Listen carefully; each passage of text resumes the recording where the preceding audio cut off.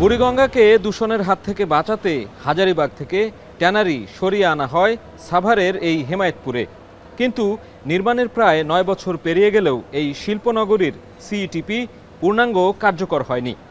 সাধারণ সময়ে সিইটিপির ২৫,০০০ ঘনমিটার তরল বর্জ্য ধারণ ক্ষমতা থাকলেও ঈদ মৌসুমে সেটি বেড়ে দাঁড়ায় ৪০ থেকে ৪৫,০০০ ঘনমিটারে। সক্ষমতা না বাড়ায় এর নেতিবাচক প্রভাব পড়ছে চামড়া খাতে। এই খাতের ব্যবসায়ীরা বলছেন, এলডব্লিউজি সনদ না পাওয়ায় দেশের চামড়া শিল্প ও চামড়াজাত পণ্যের রপ্তানি দিন দিন পিছিয়ে পড়ছে।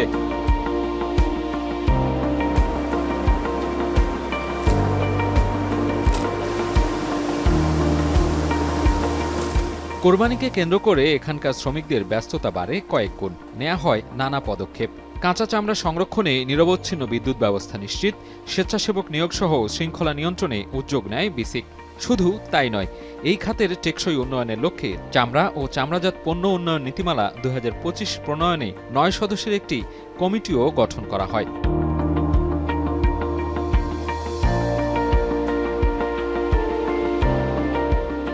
দেশে নিবন্ধিত ট্যানারির সংখ্যা প্রায় ২৫০টি, যার মধ্যে এলডব্লিউজি সনদপ্রাপ্ত মাত্র ৮টি, আর সাভারে এলডব্লিউজি ট্যানারির সংখ্যা মাত্র ১টি। সাম্প্রতিক পরিসংখ্যানে উঠে আসে, কমপ্লায়েন্সের ক্ষেত্রে বাংলাদেশের চামড়া শিল্প বিশ্বের অনেক দেশের চেয়ে পিছিয়ে।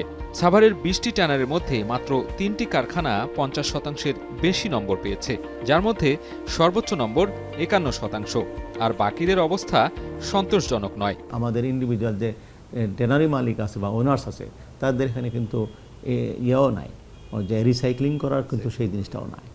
এবং আমাদের যে সিইটিপি আছে সেখানে ক্রোম রিকভারি ইউনিট নাই, সে আছে ক্রোম সেপারেশন ইউনিট, সেখানে সেন্ট্রাল সেডিমেন্টেশন ট্যাঙ্ক নাই, তো টারশিয়ারি ট্রিটমেন্ট নাই। আসলে মোট কথা বলা চলে যে আমাদের জন্য যে সিইটিপিটা সাভারে স্থাপিত হয়েছে সেটা কমপ্লায়েন্স হিসাবে সঠিক না।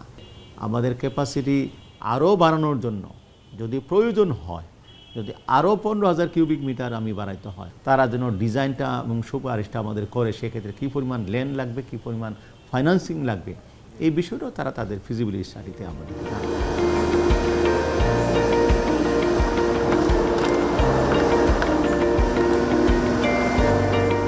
হিসাব বলছে, বাংলাদেশের বিপরীতে ভারত সহ উন্নত বিশ্বের দেশগুলোতে এলডব্লিউজি ট্যানারি কারখানা কয়েক গুণ বেশি।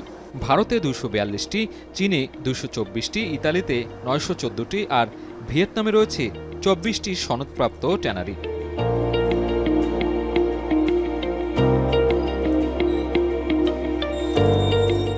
চামড়া শিল্পে পরিবেশগত মানদণ্ডে ১৭টি বিষয়ে ১,৭১০ নম্বর রয়েছে।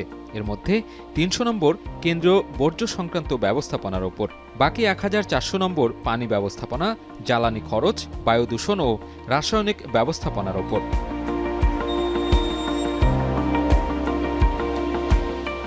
হাতে গোনা ট্যানারি কারখানা নিজস্ব উদ্যোগে ইটিপি পদ্ধতি অনুসরণ করলেও অধিকাংশেরই তা নেই, ফলে পূর্ণাঙ্গ বিকাশ ঘটছে না চামড়া খাতে। অভিযোগ আছে, প্রকল্পের কাজ পাওয়া চীনা প্রতিষ্ঠান নকশা অনুযায়ী পুরো কাজ সম্পন্ন না করেই ফিরে গেছে। এমন বাস্তবতায় সিইটিপি কর্তৃপক্ষ বলছে, সীমাবদ্ধতার মাঝেও ঈদ মৌসুমে যে চাপ বাড়ে তা সামাল দিতে রেশনিং পদ্ধতি অবলম্বন করেন তারা। এখানকার ৩০% বর্জ্যকে প্রক্রিয়াকরণের মাধ্যমে ব্যবহার উপযোগী করা হয় বলেও জানানো হয়। পাশাপাশি সরকারের পক্ষ থেকে সহায়তা পেলে এলডব্লিউজি সক্ষমতা বাড়বে বলে মত তাদের। এই সিটিপি ডিজাইনটা কিন্তু ২৫,০০০ কিউবিক মিটারের উপর বেসিস করে, তো এটার ক্যাপাসিটিটাকে আপনার এটা ঠিক রাখার জন্য সবচেয়ে ইম্পর্টেন্ট জিনিসটা হচ্ছে শুরুতে আপনার প্রপার কিউরিং। চামড়াটাকে আমরা যেটা বলতেছি, চামড়াকে লবণ দিয়ে সংরক্ষণ, সেটা কিউরিং বলি। যদি একটা গরুর চামড়া ৮ থেকে ১০ কেজি লবণ সমানভাবে রক্তমাংস পরিষ্কার করে দেওয়া হয়, এবং আপনার গোট স্কিন এটাকে যদি আপনার ৩ থেকে ৪ কেজি রক্তমাংস পরিষ্কার করে সমানভাবে দেওয়া হয়, তাহলে কিন্তু এটা ৩ মাস পর্যন্ত আপনার এটা সংরক্ষণ করা সম্ভব হয়। তাহলে ওটা যদি আমরা 3 মাস নিশ্চিত করতে পারি, তাহলে কিন্তু আমার এটা পরবর্তী সিটিতে আপনার চাপটা কম পড়বে। আমাদের সলিড ওয়েস্টের খুব ভালো গুড নিউজ আছে এবার। আল্লাহর রহমতে আমরা টোটাল জানি ৯০,০০০ metric ton solid waste generate হয়, এর মধ্যে 30%-এর মতো আমরা ব্যবহার উপযোগী করতে পেরেছি।